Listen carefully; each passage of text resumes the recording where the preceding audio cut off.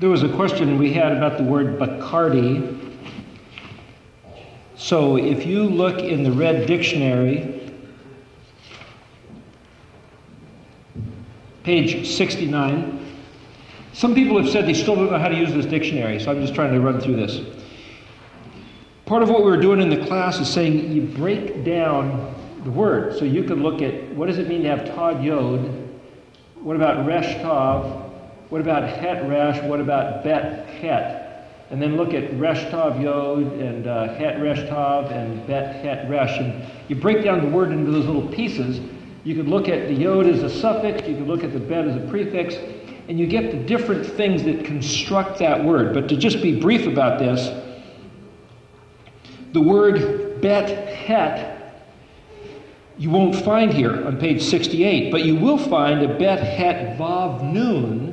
And when you have a Vav Nun at the end, it basically puts something into the form of a noun or something of substance. And what it says is watchtower. It also says examiner, to be examined or tested. And then that's with a nun instead of a resh. And so the nun at the end is, we'd talked before that it has to do with somebody engaged in the action of doing it. But if you change the nun to a resh, and remember resh means the top of the head, the exalted man, if you give you a reference, if you arbitrarily change the last letter, you could look through the dictionary under everything starting with a Bet Het. See what's there. Bet Het Aleph, Bet Het Bet, Bet Het Gimel, Bet Het Dalet, and you'll see what changing each letter does to the prefix root. But to put Bet Het Resh on there, you get chosen, elected. You also get a young man, Bachor, Bet Het Vav Resh, or a young girl is Bet Het Vav Resh, Hey. So we talked about before, when you add the Hey at the end of a word, it makes it a feminine form. A period of youth, youngster. Bet Het Nun means to examine or test, to distinguish, differentiate. Examination, trial, test, assayer, auditor. An assayer is one where you bring your gold and he assay, you bring it to the assay office, back in the old Western days, and they see how good the gold is, you might say. It means to be young, and it's also where you get the word for a warrior, a young man. It's related to an Akkadian word. The idea here is that you could say, well, I'm thinking that this has to do with somebody that Yahweh chose, meaning one of the chosen, one of the elect, one of the predestined. But it could be anything he chose, and if the Tav is the sign of the covenant, and Yod as a suffix means my, that you could say, well, that what has he chosen to be the sign of the covenant?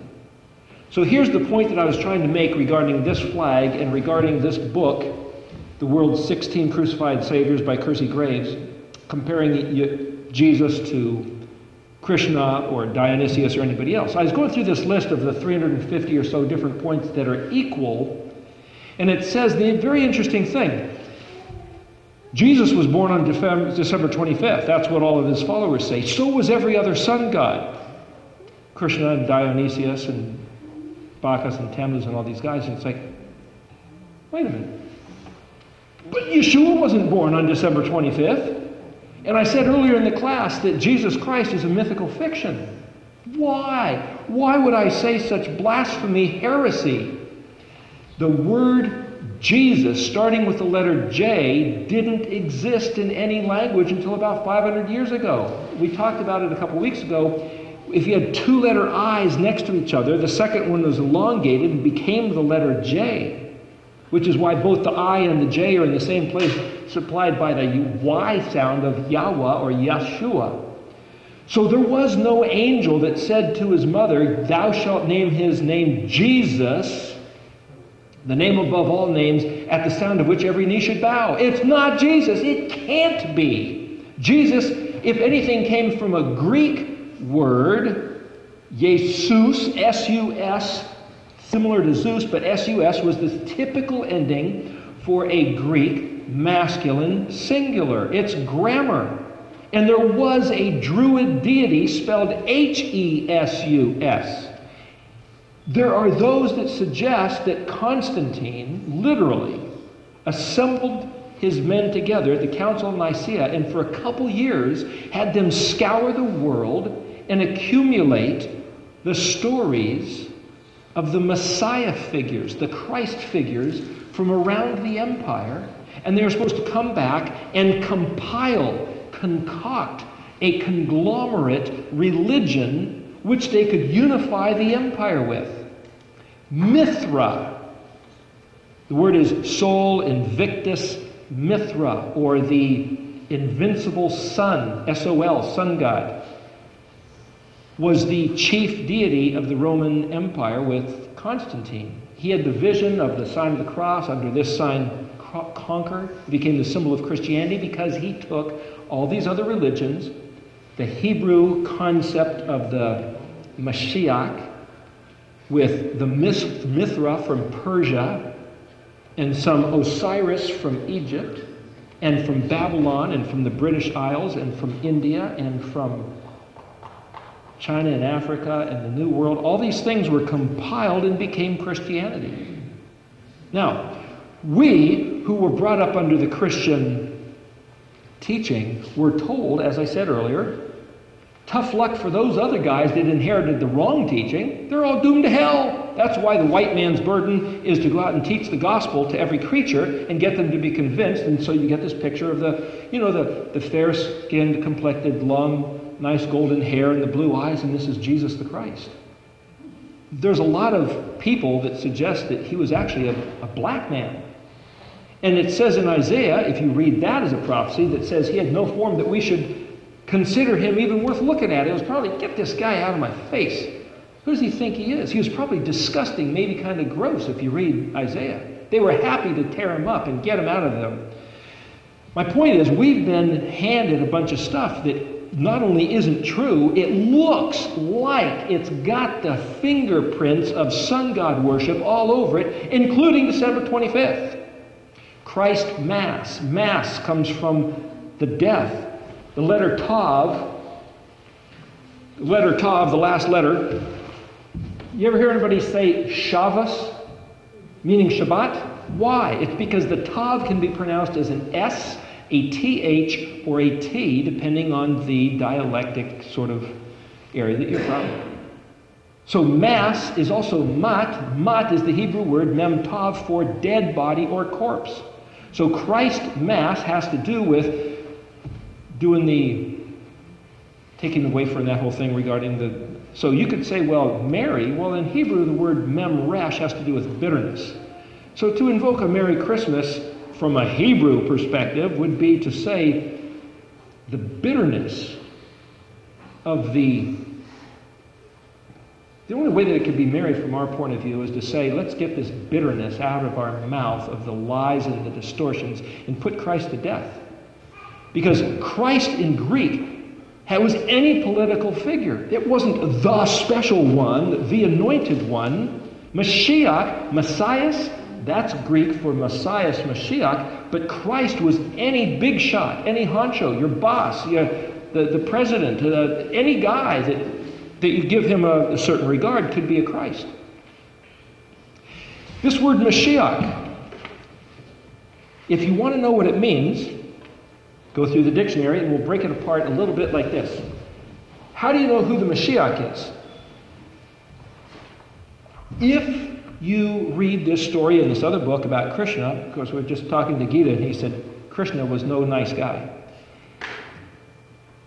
We're not going to the story of him. It's not about him. He was no respectable figure. Though according to this other book, there's 350 ways that he looked and sounded just like Jesus Christ. The word Mashiach is spelled, I don't have a pen here, Mem Shin Yod Het. Mem as a prefix can mean, in the Red Dictionary, from, the point of view of, because of, away from, but the place of.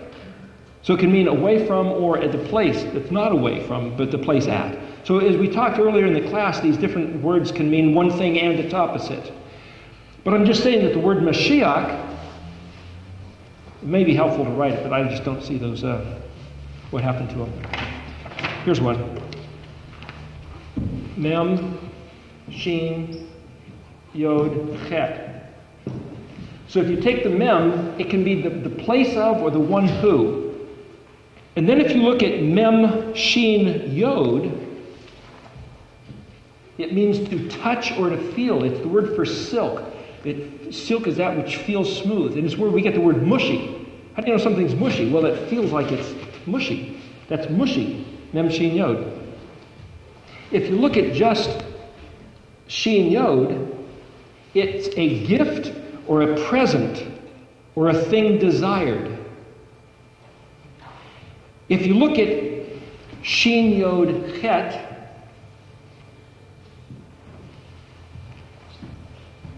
it means to speak, talk, converse, musing, or meditation.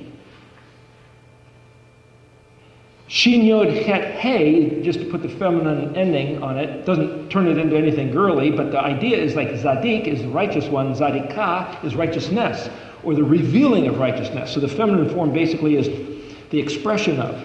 So if you put a Hey at the end of Shin, Yod, Het, what it means is talk, conversation, discourse, or it actually then, you go to this root of Shin, Het, Hey, if you take the Yod out, because those are like wild cards, like I said, you can put Vavs and Yods in there, and it basically talks about a pit or a ditch, or to swim, which means something you look down, and so to bow your head in reverence.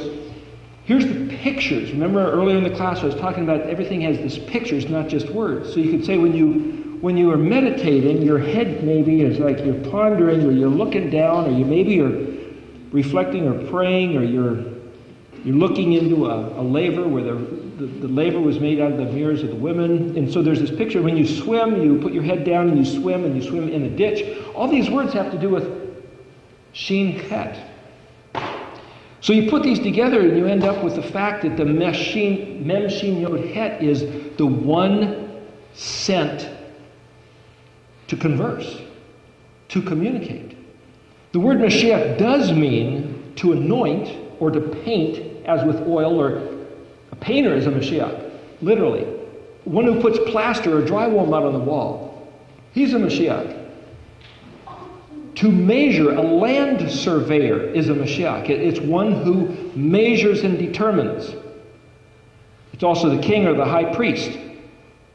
So you could say the one sent to measure, to determine, that has to do with communicating, discourse, speaking. Speaking what? If there was one sent from the heavenly realm who would indeed be this manifestation of the Creator in human form, what's he going to be talking about? Well, the interesting thing is I went through this whole list of the 350 comparisons between Yeshua, or Jesus, and Krishna. There was something lacking. First of all, they said that Jesus was born on December 25th, as was these other sun gods. Excuse me, Yeshua was not. He was born during the festivals. It fits these other patterns. Some say it was Yom Teruah, some say the first day of Sukkot. Nevertheless, it was keyed to the festivals because that's Yahweh's appointed times. The other thing I noticed is that there was no mention in that list of 350 of any of these things. No mention of the Sabbath day, no mention of the Mishkan, no mention of the festivals. Wonderful things about how to be nice to one another. But it's like, what did Yahweh give us to reference him by? Now, if you know Tony Robinson's studies, he's talking about chiastic structure, which is where you can follow, you get a list, and the first one meets the last one, and then the next one, and the next one, the next one, and the next one, and you end up in the middle. The Jewish scribes have a thing called Atbash. Aleph matches to Tav, Bet to Shin, Kuf to Gimel, Resh to Dalet, and you end up in the middle. And where do you end up in the middle? Where do you end up in the middle of the letter Chi in Greek, where they get, is the X shape.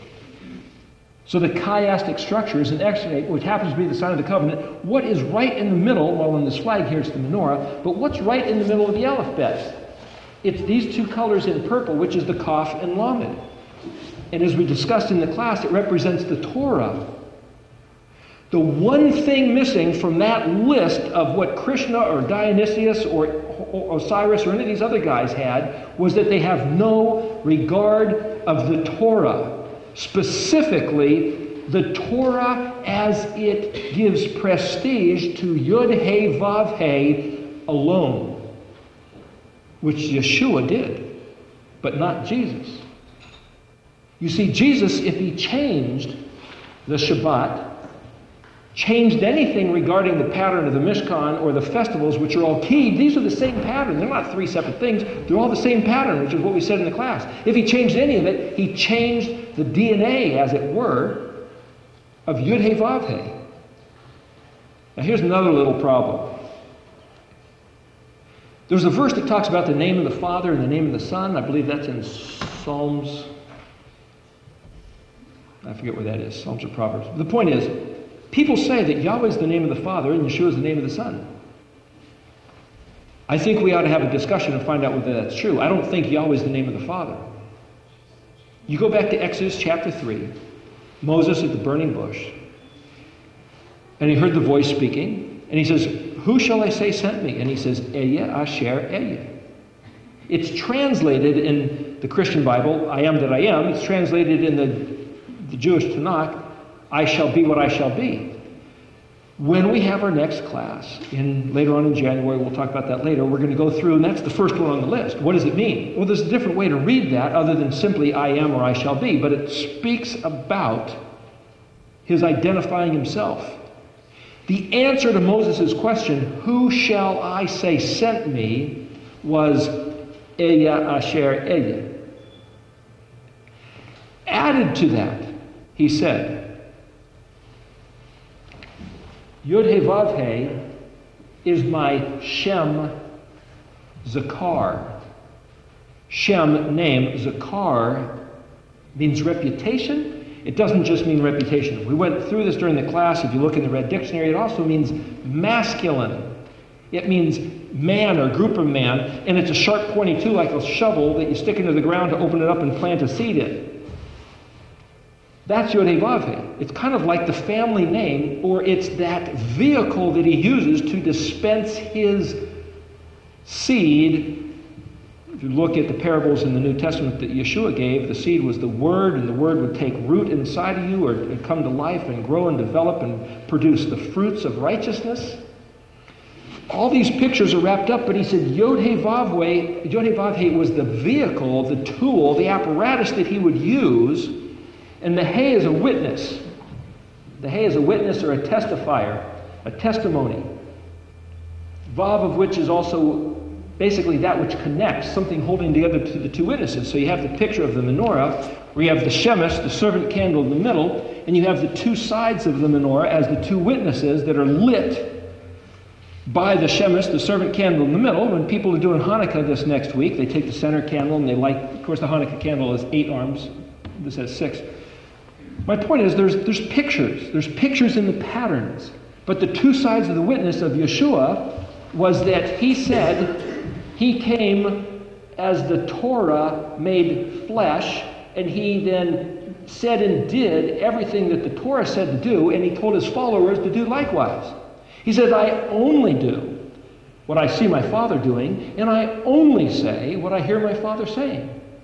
And you guys should repeat my words and repeat my actions. You guys should look just like me." Paul, as a matter of fact, who supposedly gave us Christianity and changed everything, said, "Follow me as I follow Mashiach." But he himself was a Jewish rabbi of rabbis, a Pharisee of Pharisees, the one who kept the Torah. He didn't do away with it. So I maintain this. The Torah itself, remember, if it lines up with Kaf and Lamed, the Kaf is like an open hand, like a filter. Like you pour water in your hand, well, it'll go right through. But pour something solid in your hand and it stays in there. Some things fall through and it's a filter, like a shower grate, like a grate on the bottom of the floor, a barbecue grill. That's the Kaf. It's a filter. Lamed, literally Lamed Bet is the word for heart, which is a pump. So here you have the circulatory system of the heart and the kidneys, as it were, between Lamed and Kaf.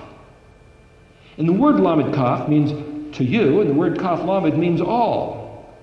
We already went through these other weeks, but what I'm saying is that the Torah is all of this to you, which is the pump and the filter, the teaching and learning, the processing of what belongs in the kingdom and what doesn't. And for any other avatar or Messiah or Christ, even if he matches every other letter with what it means. If he disregards or fails to teach us the Torah, the wrong guy. So then, as this fellow Kersey Graves, like I said, he's got quite an attitude trying to prove Christianity to be insane. And I'm not trying to be a proponent of the book. You can look at it if you want. You can order it. You can see it online, but it's very disturbing. I wouldn't necessarily recommend it. Not for the faint of heart, literally. I will recommend this. Todd Bennett wrote this book called The Messiah. I won't quote out of his book, but I read this book last week. He says in here everything that I'm talking about, and he says it very eloquently, including these things about who is Jesus Christ and what does he represent. And he goes through Moses and the Torah and the kings and David and on and on and on and on and on and on and on, proving that Yeshua is the Messiah. I would highly recommend you read this book. He covers all the bases. There's no point in repeating his words. You get a lot out of this. But the point of what we're talking about is to say, here you've got all these different figures, 16, 20, numerous ones, all claiming to be the Christ, all claiming to be the incarnate creator, made flesh, a three-part, a trinity. He was the second of the two, the mediator. How do we know which one to believe? If you compare the Christian story, the answer is just believe it. You don't need proof, just believe it. If you've been given the grace, the benefit, G-R-A-C-E, God's riches that Christ expense, that's the Christian little acronym that we are taught.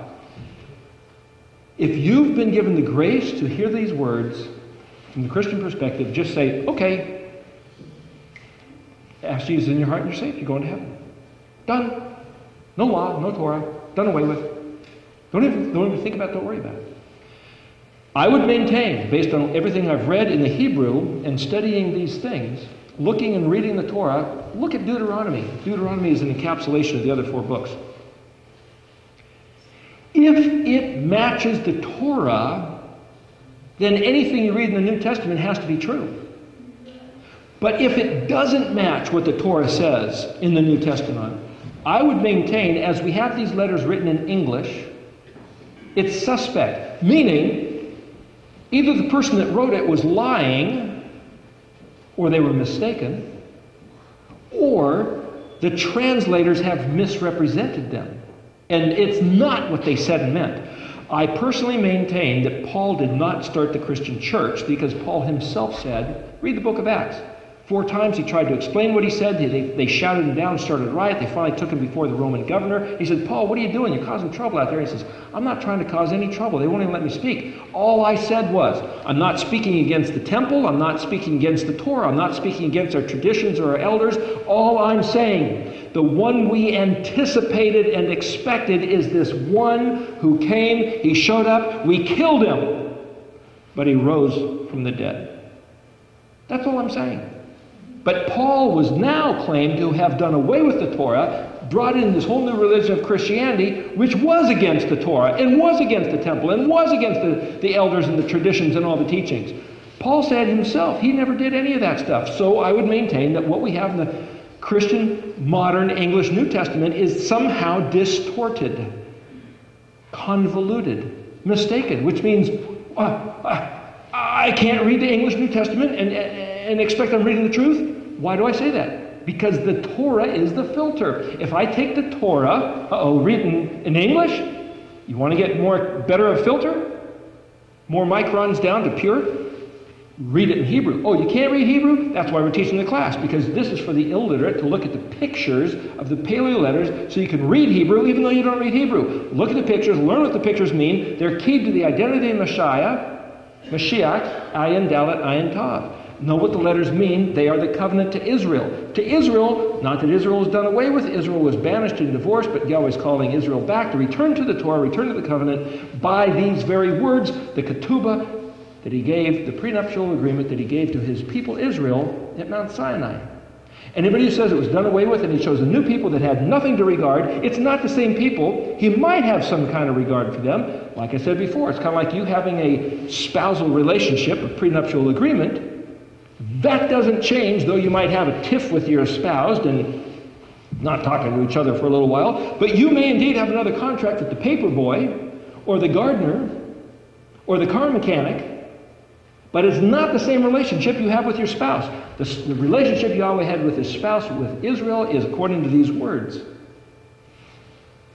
So the question is, what do these words say? So I have a handout here that everybody can have. I've got 50 pages here. I don't know how many people there are here. Somebody want to hand these out? Not to be a distraction, but I'll go through them here. Here's the point. What if this was, these are the alphabetic letters. Now, I've gone through these alphabetic letters previously, telling you what each letter means. I tried to think of it in this way, and this is just my own take on what these letters mean. If you were to look at every letter as the glass slipper. Now, there's one little play on words that I wrote at the very top, and I'm sorry it's kind of crammed together. I was trying to put it into I tried to put it into a form that I could get reproduced easily at the printer, and at the last minute I thought of how to play around with these words at the top, so I apologize for that. So I have this little play on words, Cinderella's glass slipper. Well, cinder, well, those are ashes. So this all has to do with the cinders or the ashes of the red heifer sacrifice outside the chet, outside the gate, that would cleanse people so that they could come into the chet, into the Mishkan. That's what this is all about. How does someone outside of Yahweh's kingdom come into his kingdom, come into the kingdom of heaven? It was because of the ashes of the red heifer that those in contact with the dead were allowed to be cleansed and come back in. It was because of the blood of Yeshua that we are cleansed from our affiliation with the death. You see on people's shirts, lost souls. You know, the dead. Zombies are a big deal these days. Everybody likes the grotesque, the dead. We're supposed to be a kingdom of light and life. There's like this, we have this, especially in American consciousness, this fascination with the culture of the macabre. That's a Hebrew word, by the way, macabre. But anyway, the point is, it was because of our association with the dead that we are allowed to come in to the land of the living because of the blood of Yeshua. Typified typology of the red heifer sacrifice. So if you say cinder, oh, that's like the ashes of the red heifer, Cinderella, well, what's Ella mean? That's Aleph Lamed Hey, and it literally means a curse or an oath or an obligation by oath. But up here at the top, it fits Mashiach. Well, the word sign, it's like Sinai or like Chinese, or Mount Sinai, we talked a couple weeks ago, means scholarly or an erudite scholar, and dar means generation. So you could say, well, Sandar Ella has to do with the generation who will take a scholarly approach regarding the curse, the oath, and the obligation by oath. That's what we're talking about. And then the word for glass, well, if you look at Gimel Lamed Hey, Galah, it means to be revealed or discovered.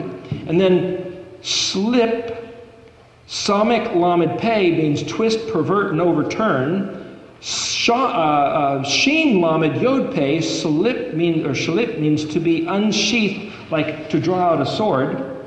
And then Por means annulled, frustrated, or violated, and Pura would be like Puri, like the fruit, means Pei Resh Aleph is to bear fruit. It's also a bull, and our savagery, you get the word Ephraim. So you put all these things together, and literally, Cinderella's glass slipper, though it sounds English, might be Hebrew for the scholarly generation revealing, discovering, like pulling out, unsheathing a sword, the twisted, perverted, overturned fruitfulness which has become annulled and frustrated because of its violation. Cinderella's glass slipper. That's speaking Hebrew, though it sounds speaking English. See what I'm doing? It's kind of playing around with blending languages. Did the same thing with "Oh, say can you see by the dawn's early light, what so proudly we hailed at the twilight's last gleaming." It sounds like I'm speaking English or the American national anthem, but if you take the phonetics and turn them into Hebrew, it says this whole other story. I think it's Proverbs 12 it sounds like. The point is, what I'm saying is, it's phonetic. Break the phonetics down into the Hebrew letters and look at them. Use the dictionary, look at the letters, and you'll see there's a whole nother message, which nobody can say it's wrong. You can call it art, but it's real. Because there you have the word Cinderella's glass slipper, all about finding the true one who became the lost one. And you break those words down into his Hebrew, and it's all about finding the true one who became the lost one because we violated the oath. And it's all about becoming fruitful once again from going back and finding the true Mashiach. It's amazing how these things work. Anyway, I'll go through this kind of quickly. To fit into this time schedule, I can only spend a couple minutes per letter. So I'm going to set this up and then we'll run it through. Here's the thing. Aleph is an ox. Bet is a house. Gimel is a camel. But we also talked about, as we were going through this, that Aleph is the plan, the purpose. Bet is to put something into material form, like the universe. So Aleph, the author, the architect, the artist, put the material universe into form, but he also put himself into form. Bet. Gimel, the sent one, the voyager, the ambassador, the dispatched, the one sent on a mission, the malach. Now, here's the thing. If you read this guy's book about the world's 16 crucified saviors, he'll say, everything we read in the Bible has been shanghaied, has been ripped off and plagiarized from other religions, other cultures, from even 1200 BC. Maybe it was, maybe it wasn't. But I'm saying these Hebrew letters came from before creation, and that Yahweh put them into the fabric of creation, like the DNA of creation. And when he spoke the word into Adam, man, that he breathed into, he booted up his brain the way we used to put floppy disks into computers to boot them up. When he spoke Hebrew, he booted it up. And I'll say one more thing about the breath. The word ruach, as in Holy Spirit, ruach hakodesh, this word kadesh with ruach meaning wind, path. If you open up the doors and let the wind blow through, that's the word ruach. It can literally mean like a breeze. If you start with Aleph, and you say, I'm going to let the wind blow on this jet stream, this prescribed path of the wind, and go right down this corridor to the Tav, like bowling a ball, knocking down, aiming towards those pins, like setting an ox that you yoke up and go right down this furrow, plowing until he gets to the mark. These are all Aleph Tav pictures. That this course of the wind is the Ruach, from the Aleph to the Tav, right through this line, Aleph through Tav. That because the letters Aleph through Tav are what the Creator designed from before the creation as the plan, then you could say this course from Aleph to Tav is the Ruach of his breath, HaKodesh, the Kadesh path of the wind. So you could say, well, wait a minute, Ruach HaKodesh, that's the word Holy Spirit. I'm suggesting that the concept of the Holy Spirit is this alphabetic sequence. Not the third person of the Trinity, because that's suspect. The Trinity itself is suspect as a compiled heathen, pagan construct. We don't even have to go there. You could say, well, is the one God going to manifest himself in 3 ways? Look at the alphabet. He manifested himself in 22 ways. Look at the Sephirotic tree. It's manifested in 10 ways. These are all things to discuss. It's nothing to get hung up about.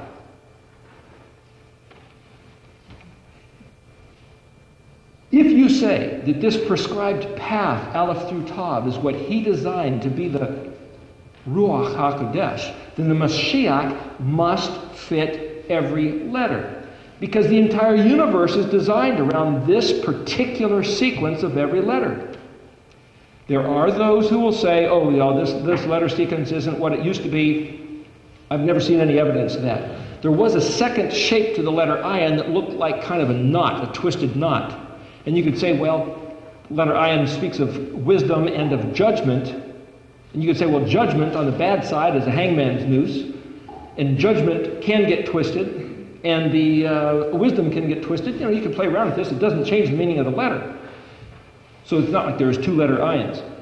The point is, there's a lot of these things are debatable. I'm trying to cut through all that and show you what I believe is the truth of the matter, so you'll have something to count on. And once you have this, you can argue and discuss and debate the matters for years based on the truth, which I believe this is the truth. So here's the thing.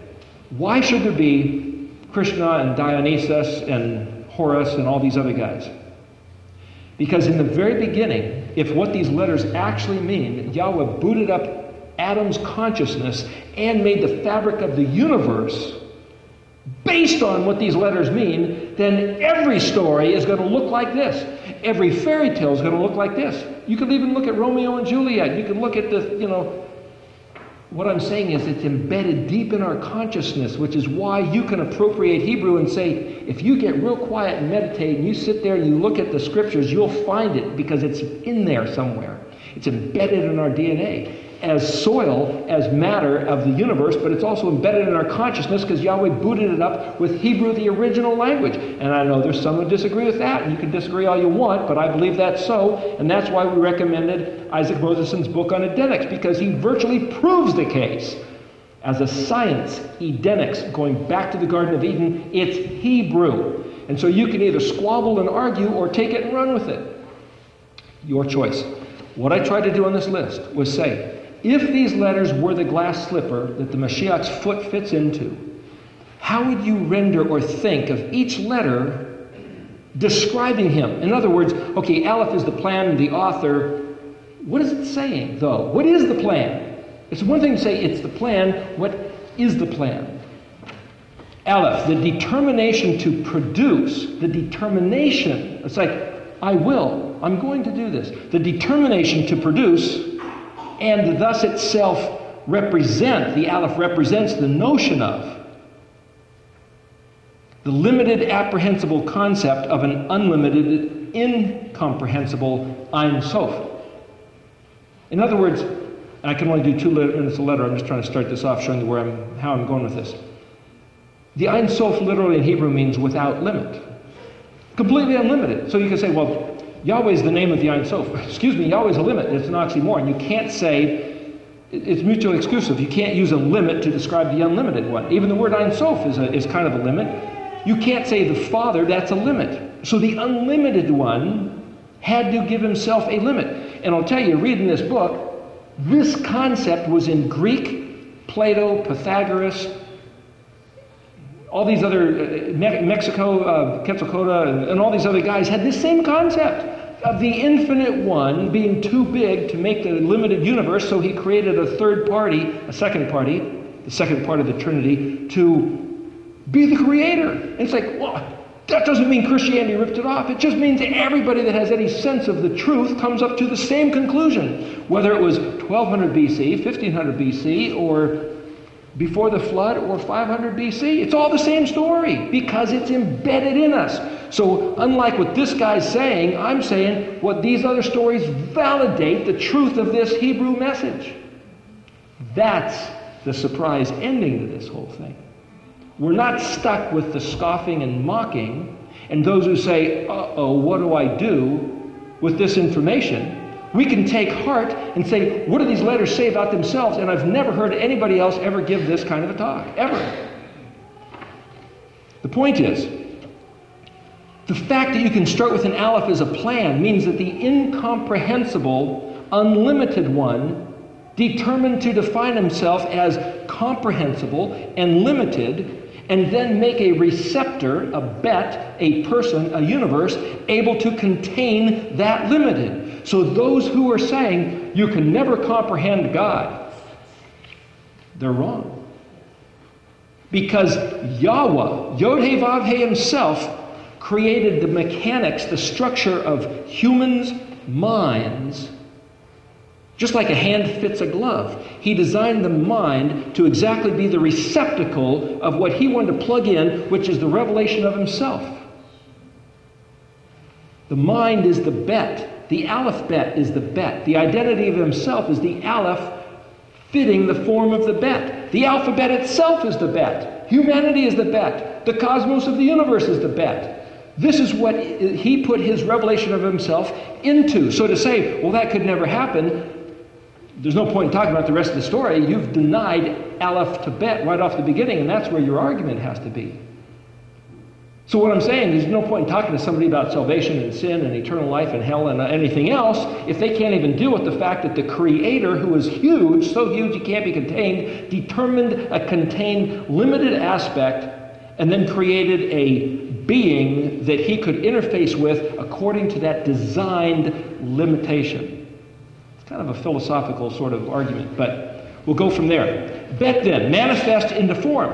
I propose that the Aleph Bet from Aleph to Tav and the pattern of the Mishkan itself is the form that the message is in, the cosmos of matter, Torah, the essence embodied, visible. And a lot of people will break down right there, and you can have no further conversation because they disagree with that. Anybody that says that the infinite creator of the universe cannot put himself into a visible, embodied form denies the meaning of the letter Bet. They can be scholars and they can know Hebrew, but if they deny that, there's no more conversation. Let them go deal with it and argue amongst themselves. It's one thing to say, let's run with this and see where it goes, not have to sit there and squabble about these things. I'm saying these meanings are self-embedded in the alphabet, and you can look on the internet, every single person talking about this alphabet has these same conclusions, but they're not put it in this way. But what I'm saying is that the meanings then, as the gas sipper, is that the Aleph is the one who came to this determination.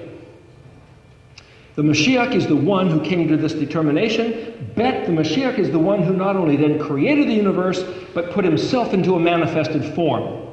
As not only the Aleph Bet, but the Torah itself, hence the Torah made flesh, and in the human form. And again, you can stall out right there and debate that for the rest of your life. Or you can go on. Gimel, activated. The same way that DNA isn't really alive. DNA is just a system of molecules, right? But yet DNA is a catalyst of production. So the idea of conception of propagation, the Gimel means sent giving. So this concept of activating, Bet being inanimate, right? Gimel means cause it to exist, cause it to spin, cause it to move, cause it to live, engage it into action. So the Gimel also not only is describing the way the universe is designed, but it's also saying the Mashiach then has to be the one who is sent in action, giving, causing life, causing it to all work. Dalet, directional reference, comparison, contrast, variance, remember like the fork in the road?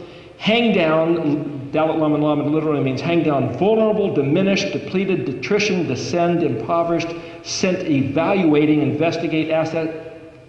Remember what the Melachim did when they came to Sodom and Gomorrah? They had heard that the cry had gone up, so they came down to make sure whether the atrocities going on in the city was as was heard up in the heavens. Yahweh says, I'm the one who listens, and I'm going to come down and evaluate. When Yeshua came 2,000 years ago, he evaluated what happened in Jerusalem, and he said, I would have taken you under my wings, like a hen does her chicks, but you would not. That's it. Because you guys would not have it the way I preferred, you've now done yourselves in, and destruction came to the city. Hey, appearance, evidenced as, pointing to, a spectacular, to behold, a mediator. Vav is number 6. It's rejoicing, it's a fulcrum, it's a connector. What I'm saying is the Mashiach has to be all these things. Zion, take note, only hope, ripped open, scourged, the sacrifice Vav man, it's a sworn oath. Got to go kind of fast here, we only have a few minutes left. Chet. Speaks of death. We talked about that in the very beginning. It also speaks of the kingdom of Yahweh, light and life.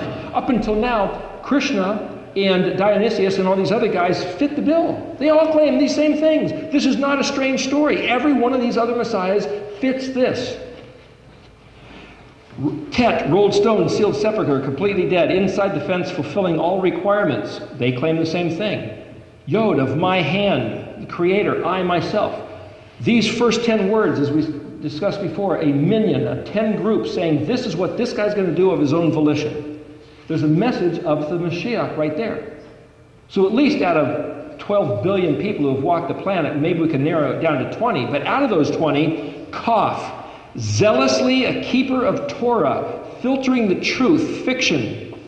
The given one, John 3:16 talks about, and Lamed, the good shepherd teacher of what? It was said of him, where did he get his shmiha, which is the right to say these things that he was not taught? But even they said of some of these other avatar Christ figures, man, this guy speaks like no other. So even the story we have of Jesus isn't true that he spoke like no other. Apparently he did speak like other people. But the question is, who keeps the Torah? If Yeshua told us to keep the Torah, then it's the only thing that qualifies him out of this entire list as being the true Mashiach, the glass slipper. And it turns out it's right in the middle, the Kaf and Lamed, of the sign of the covenant, which is the 22 letters of the Hebrew alphabet.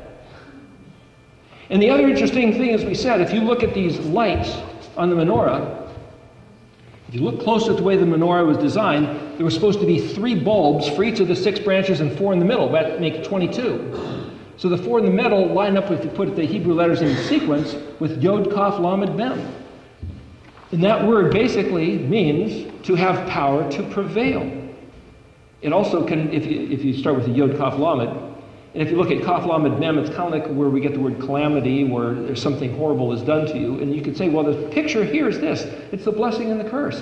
If you keep Kaf, Lamed, the 2 letters, all of these words which were Lamed, Kaf given to you, you will have the power and the capacity to prevail. If you don't, calamity will befall you. It's the blessing and the curse embedded right there in the middle letters. I don't know that these other saviors of the world told their people that they got to go back and keep the Torah of Yod He Vav He. The guy who's heralded as the one who rested on the 7th day, having created the world in the previous 6. Before we go into these next ones here, because we're running out of time, let me make another note to you. If you know about martial arts, a dojo is the place where you go to practice, to get strengthened and trained. The festivals are Yahweh's dojo. If you look at the word, and I don't have it written down here, if you look at the word hul, chet vav lamed, as where we get the word hula, or chayil, chet yod lamed, as we talked before, the week of the letter resh, I did something which probably people will think I'm a Nazi for doing, but I held up my hand and said, Chayil Yeshua. The word Chayil, Chet Yod Lamed, means the army, the force, to esteem power and strength and might to, but it also means Chet Yod is the living, and Lamed is the shepherd, the instructions, the authority. The life that's in the authority of this shepherd, Chayil, power and strength and might be to the one who sits on the throne. It talks about in Revelation. To say Chayil Yeshua is this great honor. But the word hul also means to go in a circle, to whirl, to dance, to tell a story. It's also the word for sand. It's where you get the word hula in Hawaiian. It's why this the nun psalmic, another one of the embedded patterns, the nun psalmic around the central figure, all the letters of the alphabet around the central figure. If you look at the word hul, it also tells you it's a belt, that which goes around. It's an equipment belt. So like in the army, or if you're a contractor, you put your belt on, you have all your tools and gadgets hanging on it. And then there's this word, gird up your loins, a word in the New Testament. The word gird is that word for a belt, or that which goes around that has your equipment on it.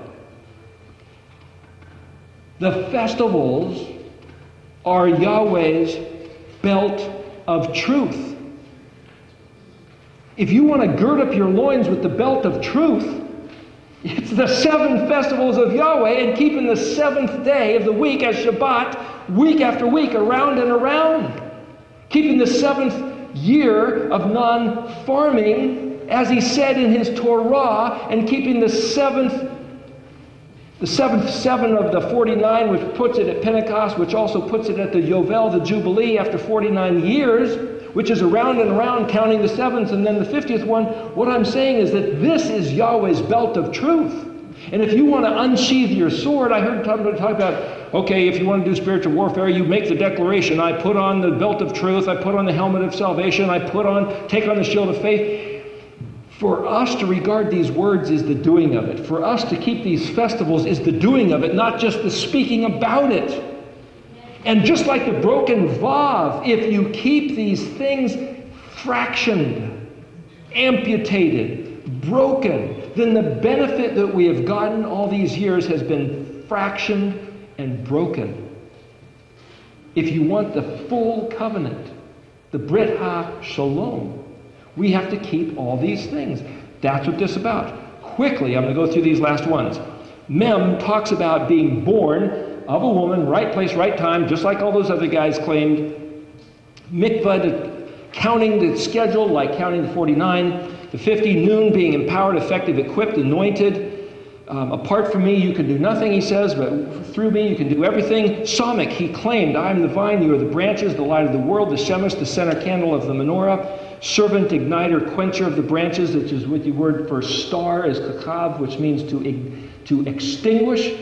The book of Revelation, where he had the 7 stars, he says, what's the mystery of the 7 stars? We talked about that a couple weeks ago. Ayin, judge of all the earth, expression of mercy. Wisdom is the beginning of creation. These are ayin concepts. Coming to personally inspect Sodom, Gomorrah, Jerusalem before destruction. And also there's one other thing, if I can try to mention it, where it just keys to Daniel 12, where he says, none of the wicked will understand. So if you don't understand these things, what does it mean to be wicked? The word for wick is where you get a twist, something is twisted and distorted. If you can't understand any of this stuff, which is Yahweh's kadosh business as far as I can tell, you might want to go back and find out whether you've got some twisted, wicked thinking and indoctrinations, because this stuff is the Yashar path of El, Israel. Yod, Shin, Resh is the word Yashar.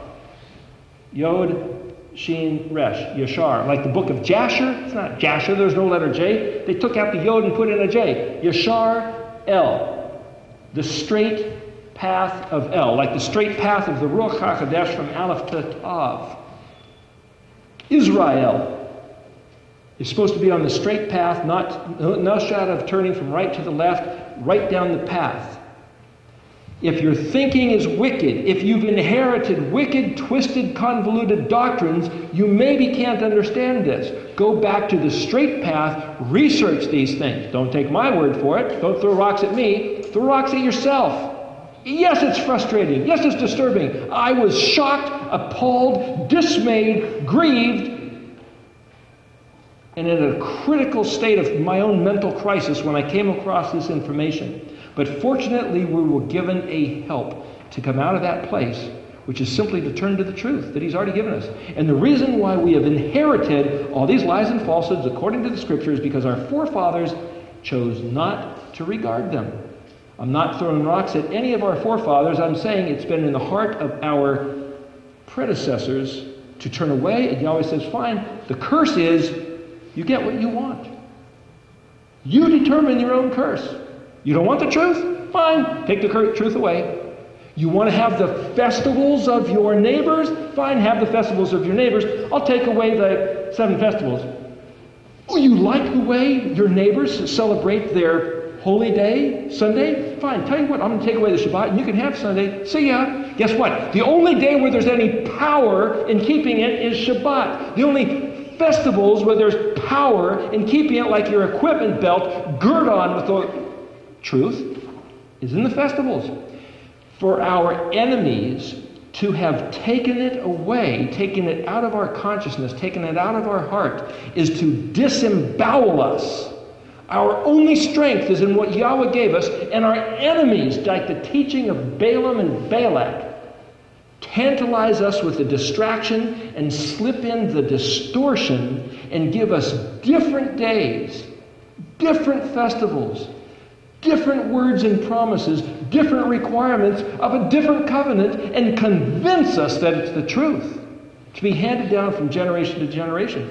This is why we don't regard Christmas, Easter, and Sunday. It's a matter of truth. It's a matter of strength. It's a matter of health. It's a matter of blessing. It's a matter of pleasing Yahweh. His own heart said that it would please me if you kept my word. And we go, no thanks, we're going to do the other things and say we're doing it for you. It says in the scriptures, do not learn the way of your heathen neighbors and concoct for yourselves a festival and say you're doing it unto me. Do not do that. Anybody who goes on the internet or looks in various books about what Christmas and Easter is all about is precisely that. So's Sunday, which is why we don't do it. Quickly to finish. As we said with the iron, none of the wicked will understand. If you don't understand, you better go check yourself. Iron has to do with introspection, deep well of the soul.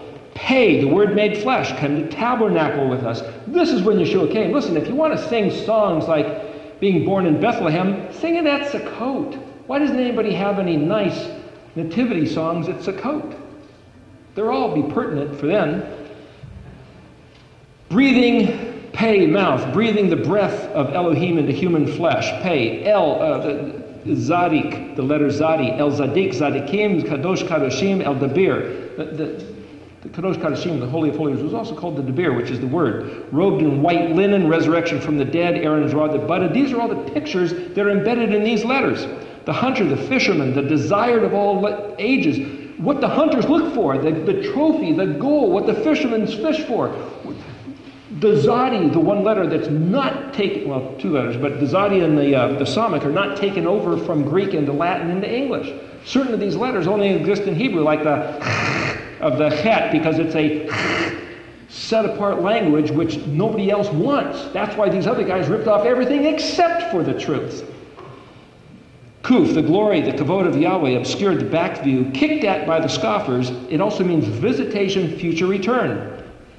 The one obligated, the pillar of fire, pillar of smoke that went through the split animals with the covenant made with Abraham, the one obligated to pay the price of the infraction of the covenant, which is why Yeshua was sent to pay the cost of the infraction of the covenant instead of putting the burden on the man.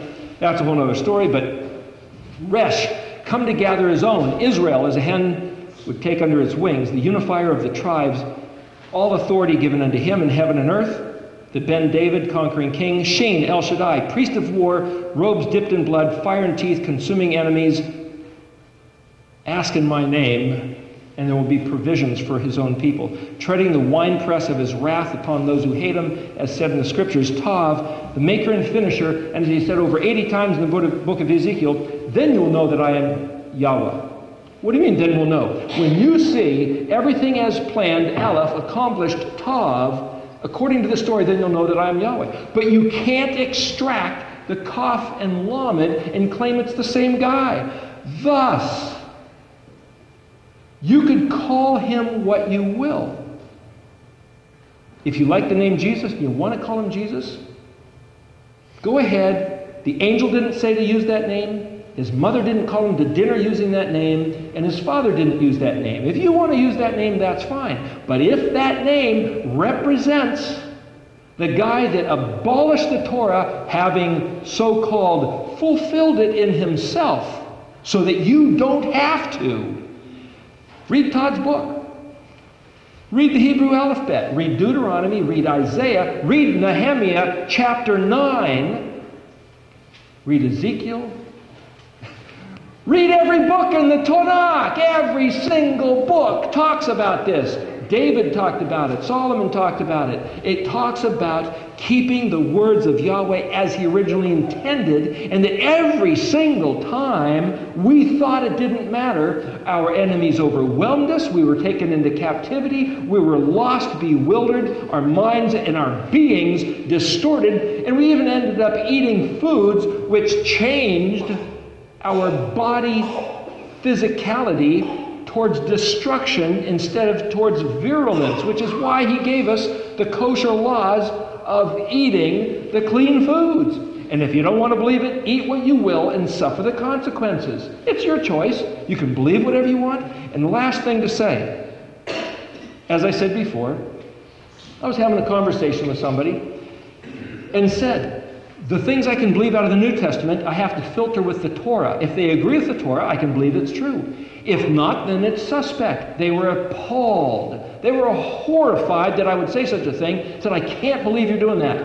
I can't believe that you discredit the fact that I can read this English New Testament. I said, but you're filtering the New Testament by that white page between Malachi and Matthew.